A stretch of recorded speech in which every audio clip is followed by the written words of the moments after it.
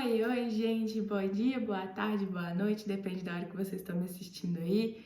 Mais uma aula de Direito e Legislação Aplicada e hoje eu já adianto que a aula vai ser um pouquinho maior porque vou inserir um assunto novo com vocês, a gente finalmente vai começar a falar de Direito do Trabalho, então requer mais contexto, por isso a gente vai ter um pouquinho mais de minutos para assistir, mas é só colocar na velocidade 2.0. A gente abre um pouquinho a mão da dicção para vocês assistirem mais rápido, tá, gente? Mas é importante que vocês assistam, porque tem coisa que vai cair na prova desse vídeo aqui que não tá na apostila. Bem como é importante que vocês olhem a apostila, leiam direitinho, porque tem coisa lá que eu não vou citar no vídeo que também cai na prova. Mesmo esquema das aulas anteriores, olhando para baixo aqui, porque não estou vendo os slides que estão aparecendo para vocês, ok? Então vamos para aquela pergunta inicial de toda a matéria. O que é direito do trabalho? O direito trabalhista, gente, é um ramo do direito, como o direito tributário, o direito penal, que estuda a relação entre empregado e empregador. Esse âmbito regula a relação entre essas duas partes. E é uma área muito importante porque, querendo ou não, engloba a vida de todo mundo. Todo mundo precisa trabalhar, todo mundo precisa efetivamente de receber dinheiro alguma vez na vida. Mesmo que você seja autônomo, de qualquer forma, o direito do trabalho, ele vai ser útil na sua vida. Então, gente, agora é a hora de aprender, tá bom? E de onde surge esse termo, direito do trabalho? De onde aparece isso pela primeira vez? Lá na Revolução Industrial, no século XVIII, os trabalhadores estavam sendo trocados por máquinas. A gente teve uma grande automatização da mão de obra, então a gente tinha mais máquinas funcionando, muito vapor, mas quem controlava essas máquinas? Pessoas.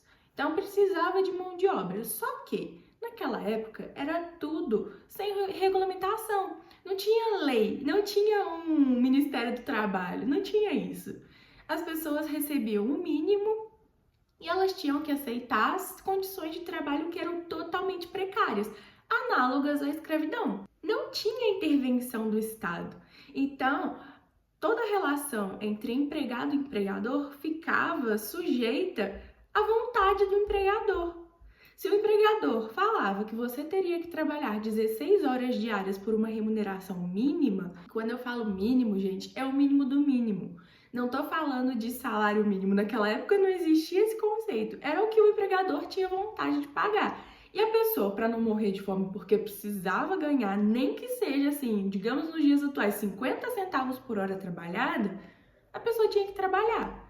Então, aceitava. Naquela época não tinha proteção à saúde do empregado, mulher, idoso, criança, todo mundo trabalhava igual, trabalhava o dia inteiro, não tinha descanso em fim de semana, ninguém sabia o que era feriado, não tinha nada disso não. Licença maternidade, não tinha nada disso, gente. Se você tinha um filho, no dia seguinte você tinha que ir lá e estar trabalhando, porque não existia direito nenhum para ninguém. Isso, obviamente, gera uma revolta entre os trabalhadores, né, que foi acumulando por anos e anos, e eles começam a criar sindicatos, começam a se unir para exigir os direitos que lhes eram devidos. Inicialmente, esses sindicatos foram mal vistos pelo governo, obviamente, então eles eram considerados até uma espécie de crime. Onde já se vê o trabalhador querer direito?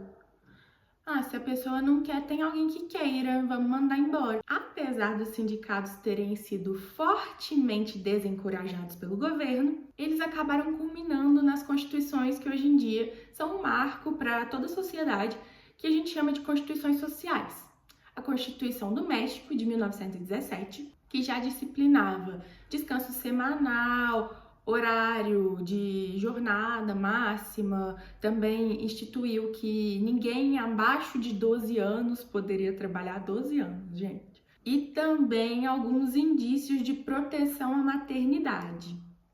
Depois da Constituição do México, 2 anos depois, veio a Constituição de Weimar, da Alemanha, em 1919. Aqui a gente já tem uma espécie de CLT. Eles juntam todas as leis que eram pipocadas ali e criam uma base legal, até que bem extensa para a época, garantindo direitos para os trabalhadores. E importante dessa Constituição de Weimar é que eles criam o direito de participação dos empregados para resolver questões que sejam muito importantes, por exemplo, salário ou qualquer alteração maior no contrato de trabalho. Também em 1919, naquele cenário de final de Primeira Guerra Mundial, surge a OIT, a Organização Internacional do Trabalho, que é uma espécie, gente, de Declaração Universal dos Direitos Humanos, só que para o âmbito trabalhista. A OIT define, naquela época, o regime de 8 horas diárias e o máximo de 48 horas semanais. Ela também aumenta o limite de idade de trabalho para 14 anos e o trabalho noturno fica proibido para menores de 18 anos. Até hoje esse modelo é adotado por diversos países. A única alteração aqui no Brasil foi aquela questão de horas semanais, né, que de 48 desceu para 44, mas é uma evolução enorme em comparação com a época da Revolução Industrial, né, gente? Aqui no Brasil, somente em 1930 que a gente vai ver um pouco dessa influência do cenário internacional na legislação trabalhista. O presidente da época, Getúlio Vargas, cria o Ministério do Trabalho, que é, assim, o ponto inicial do Brasil para o início da Revolução Trabalhista. 13 anos depois, em 1943, a gente tem a aprovação do Decreto-Lei número 5.452, também conhecido como Consolidação das Leis do Trabalho e, para os íntimos, CLT. Depois disso, gente, a gente teve a criação da Justiça do Trabalho, ou seja, um órgão do Poder Judiciário específico para resolver relações entre empregado e empregador. E tava dando tudo certo, só que aí no período da ditadura a gente teve um retrocesso, porque aí foram proibidos os sindicatos de atuarem e tal. Mas assim, não adiantou nada, porque logo depois que acabou a ditadura, viemos para a nossa linda Constituição de 1988, Constituição Cidadã, que garante todos os direitos trabalhistas para todos.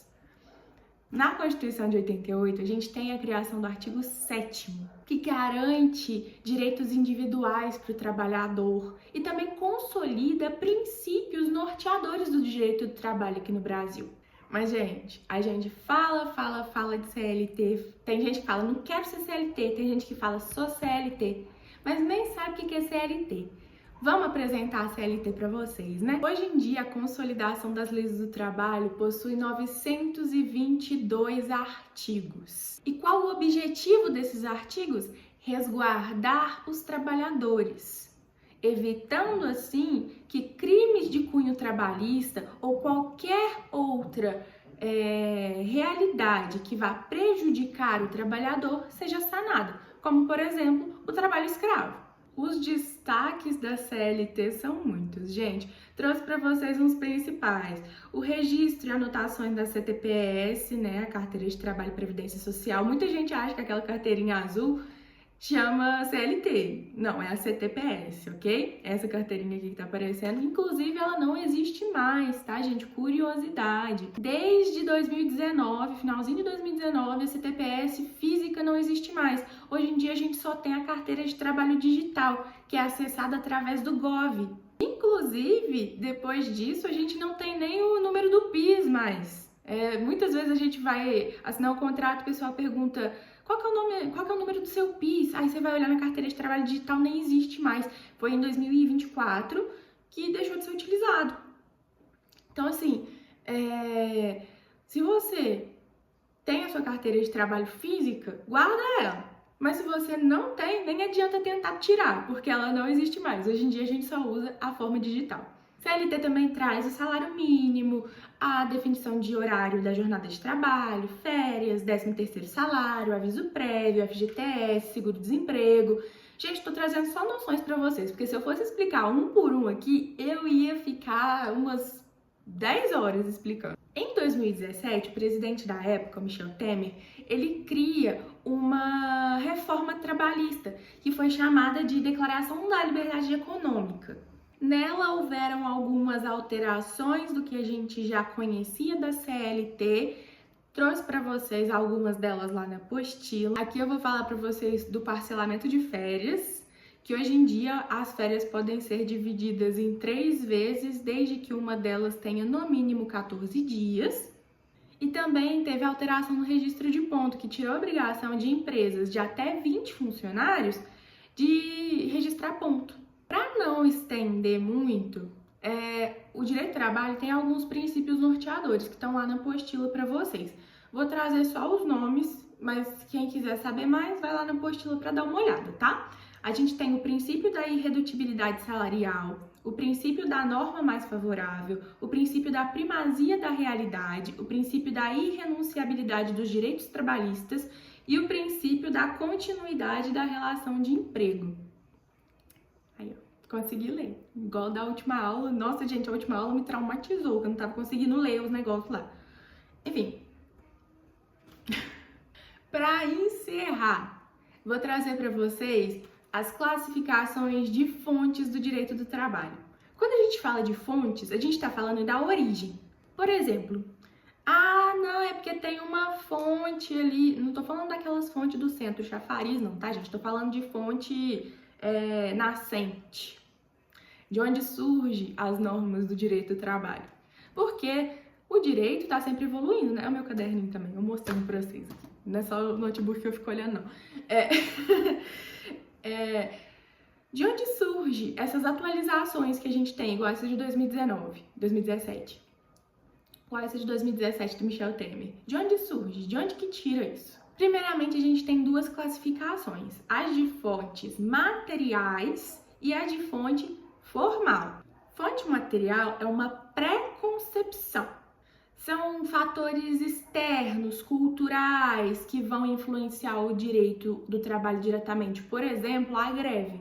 A greve é um fator social enorme. Estou insatisfeito com as condições que estou trabalhando, estou insatisfeito com o meu salário, então vou parar tudo.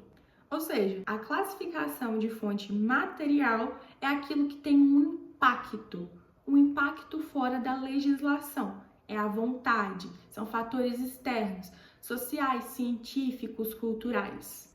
As formais têm 2 classificações, autônomas.